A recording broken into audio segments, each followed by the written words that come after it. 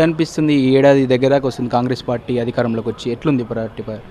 నమస్తే అండి, నా పేరు మంజుల. నేను మణికొండ నుండి వచ్చాను.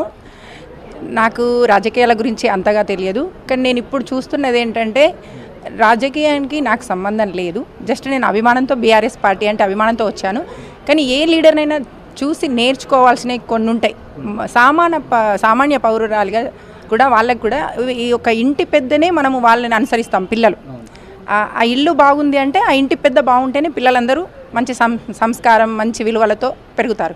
అటువంటిది మన రాష్ట్రానికి సీఎం అయి ఉండి అతను దినదినంగా డే బై డే దిగజారిపోయే మాటలతో అతను విలువ పోగొట్టుకుంటున్నారని నా ఉద్దేశం. అంటే కేసీఆర్ మాటలు వినేదానికి అంటే టీవీలో ముందు పోయి మరీ వినేటోళ్ళము. ఈరోజు రేవంత్ రెడ్డి మాటలు ఏమనిపిస్తుంది? కేసీఆర్ గారు చెప్పే మాటలు అభివృద్ధి పథకాల వైపు, ప్రజలకు ఎలాంటి అభివృద్ధి చేస్తే అనేది ఉండేది. ఇప్పుడు ఇతను చూస్తుంటే